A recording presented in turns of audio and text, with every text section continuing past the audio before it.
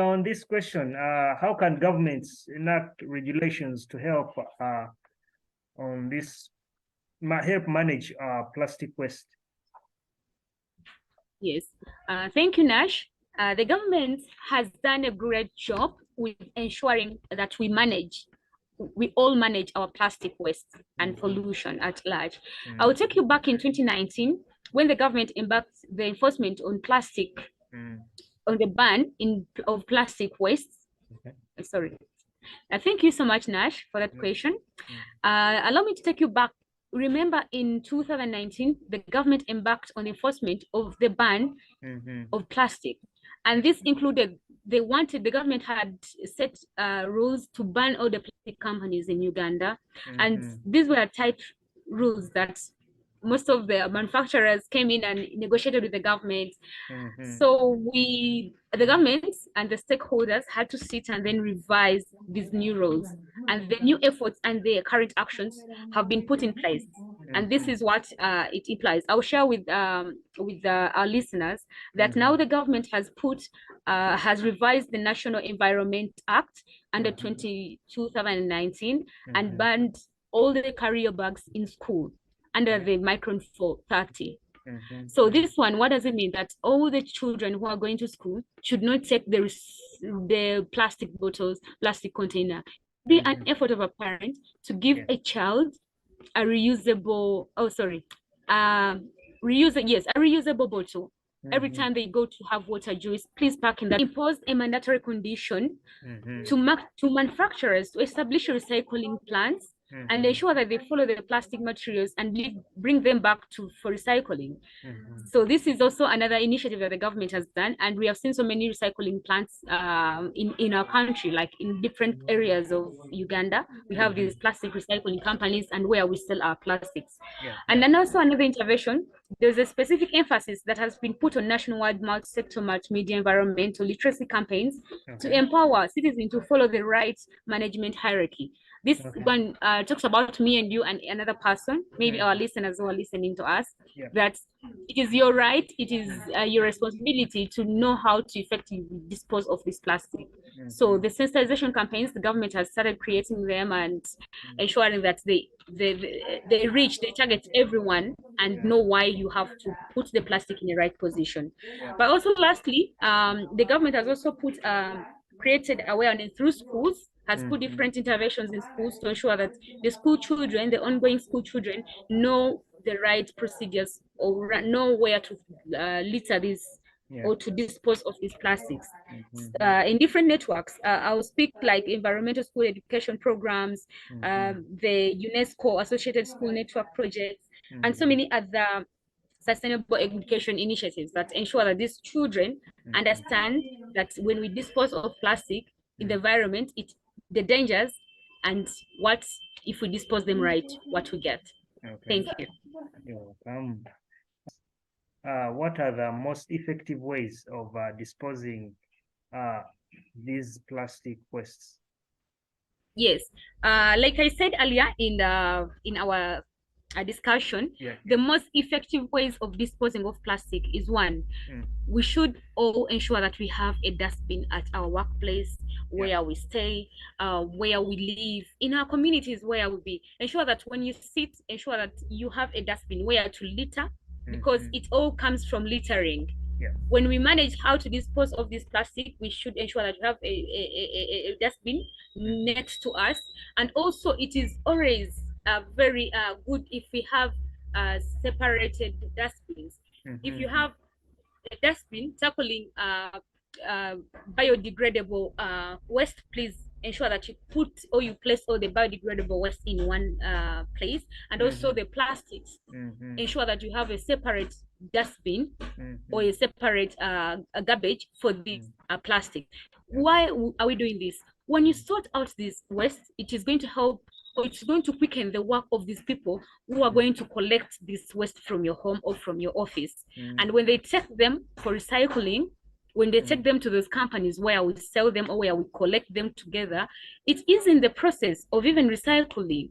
So we save time and also we save resources when we separate, when we sort this waste from the source. Thank you so much. Welcome. So then how can communities work together to address this plastic waste? Yes, I believe that communities, we can all work together to ensure that we limit or we eliminate the plastic waste in this environment, in our environment. It is not your environment, but it is ours. It is not mine, but it's yours. So it is someone, it should start with a mindset. I think I shared with the listeners about the behavior change campaign we had in Mashinga Division, where Green Homeland is located, about behavior change campaign. It starts with you. It starts with me. It starts with an individual person to know that if I dispose of this plastic, if I drink water, I should put or place the bottle in a right place. I should not just dispose of bottle and throw it anywhere in the roadsides. We have found this in trenches. We have found this in the environment on the roadsides. It isn't right. So it is to come to your answer to for this question, that it starts with me. It is a behavior change.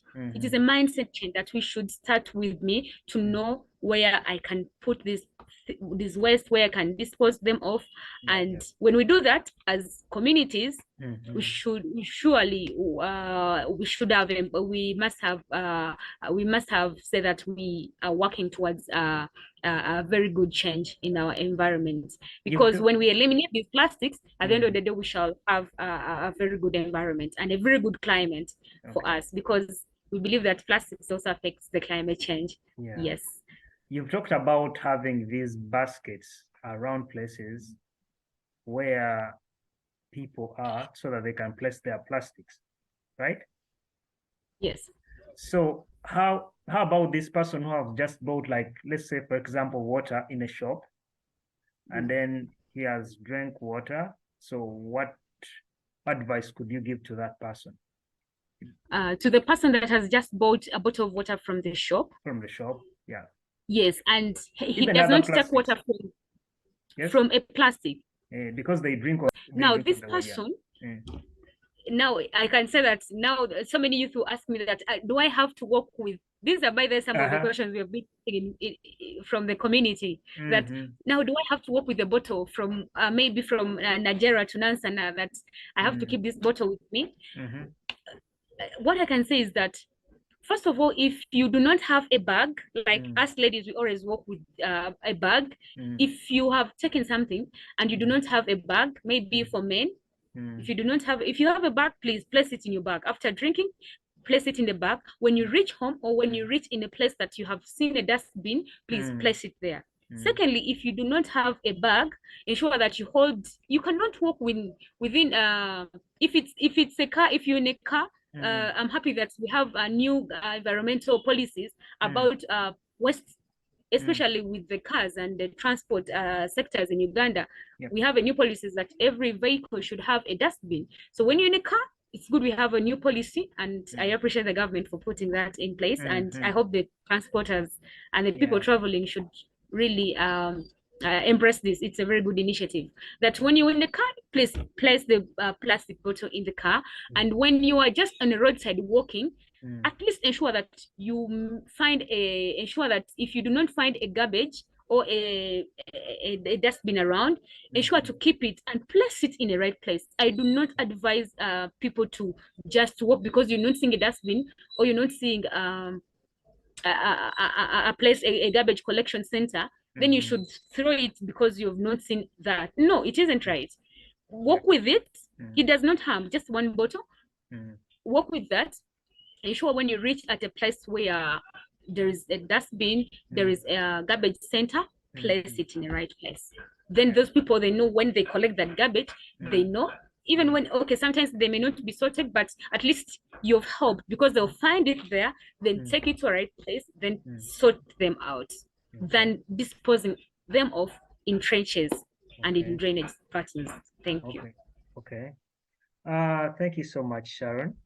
Maybe the last, what's your last advice would you give to the youth on the usage of those plastics?